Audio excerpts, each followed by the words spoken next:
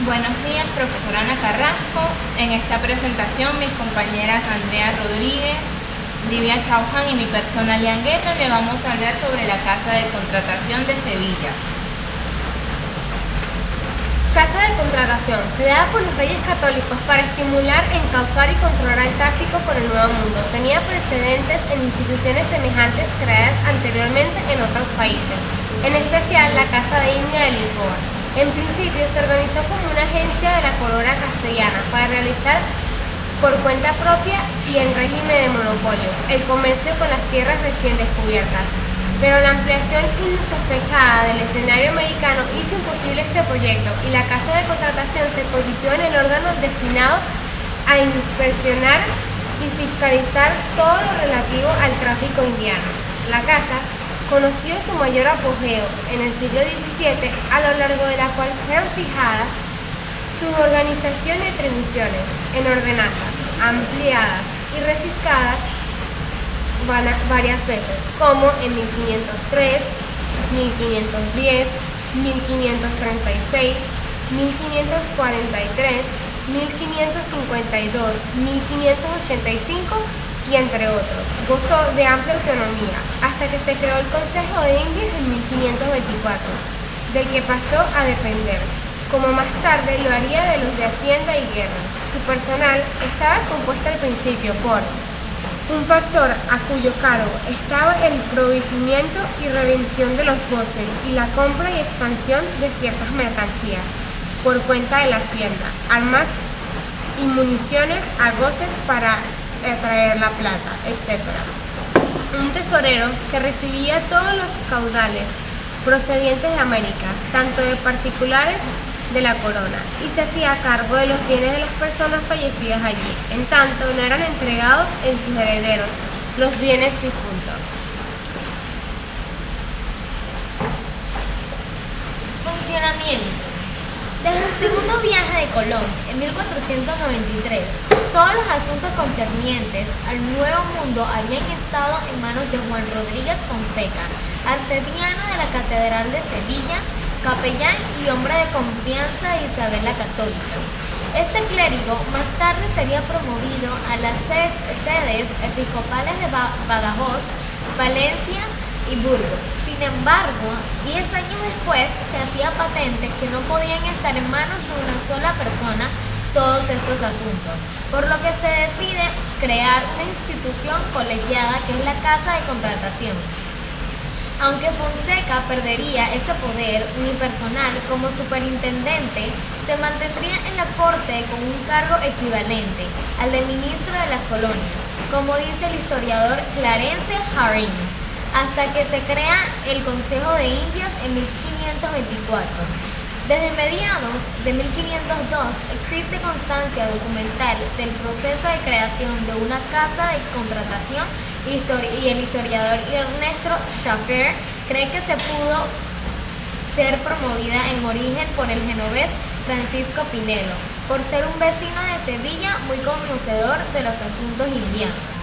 El 20 de enero de 1503, don Fernando y doña Isabel firman una real provisión en Alcalá de Henares, por la que se aprueban los primeros 20 ordenanzas para la Casa de Contratación de Sevilla, para las Indias, las Islas Canarias y el África Atlántica. Entre sus finalidades se especifica recoger y tener en ella todo el tiempo necesario cuantas mercaderías, mantenimientos y otros aparejos fuesen menester para proveer todas las cosas necesarias para la contratación de las Indias, para enviar allá todo lo que conviniera, para recibir todas las mercaderías y otras cosas que de allí se vendiesen. De ello todo lo que se hubiese que vender o se enviase a vender y contratar a otras partes donde fuese necesario.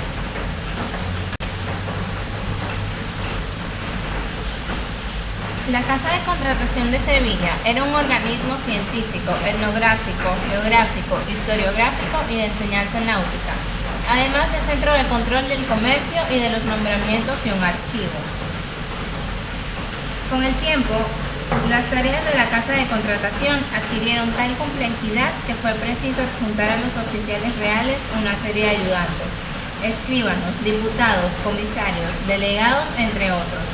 Y se crearon unos cargos con misiones concretas y específicas, como los de correo mayor, proveedor general de la armadura, artillero mayor, visitadores de navíos.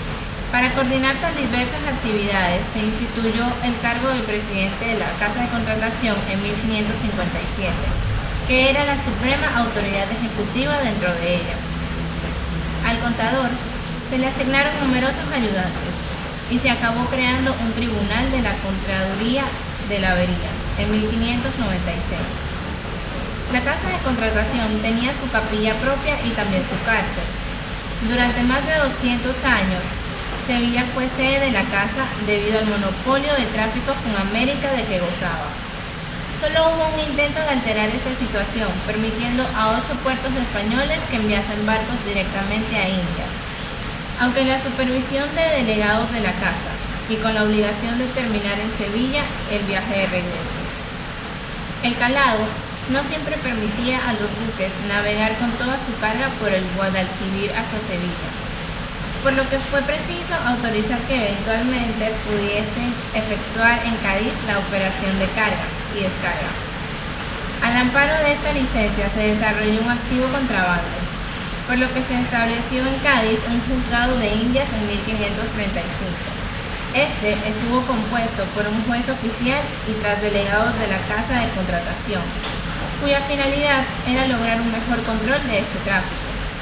La rivalidad entre los comerciantes de Sevilla y de Cádiz fue grande, y los primeros intentaron en vano suprimir el juzgado.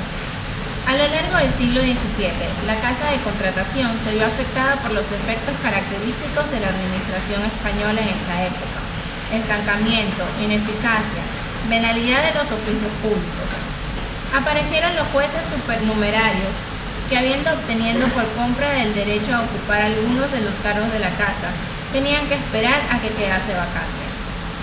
En el siglo XVII, la política innovadora de los Borbones trajo como consecuencia el traslado en 1717 de la Casa de Contratación a Cádiz y el Juzgado de Indias a Sevilla. Al mismo tiempo, la nueva estructura administrativa y la progresiva descentralización de comercio le fueron mermando atribuciones, hasta que en 1790 fue definitivamente suprimida. Otras casas de contratación. Por el orden y bajo las bases adoptadas para el establecimiento de la Lonja de Barcelona, se crearon otras en algunas ciudades de la Corona de Aragón, donde ya el tráfico había comenzado a desarrollarse. La Casa de Contratación de Perpiñán se estableció en 1412. La de Zaragoza quedó instalada en 1551. En la provincia de Castilla, cuando reunidas las coronas de Castilla y Aragón y terminada la Reconquista pudo abrirse al comercio un campo más dilatado, empezaron a crearse también las lonjas o casas de contratación. La de Bilbao existía de muy antigua y fue organizada bajo el mismo pie que la de Burgos en 22 de julio de 1511.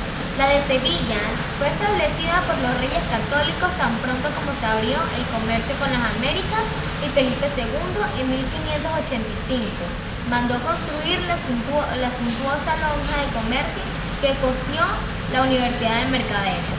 En Madrid se mandó crear casa de contratación y consulado por pragmática del 9 de febrero de 1632, pero esta disposición no llegó a efectuarse y últimamente se dice en la ley 6 del título y libros citados.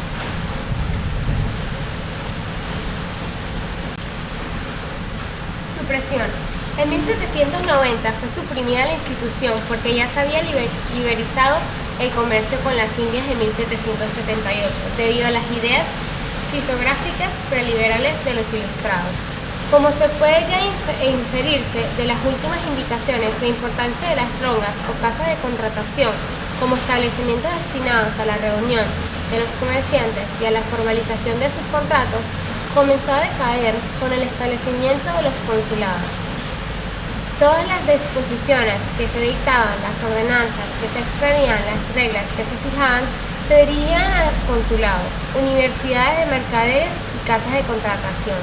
Ya no eran estos establecimientos especiales contraídos a su objeto.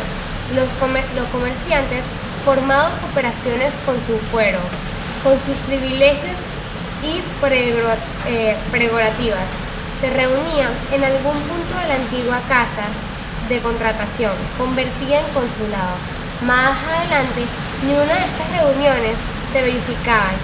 Ya vinieron a quedarse solamente los consulados con sus tribunales, con sus matrículas de comerciantes y sus juntas de comercio.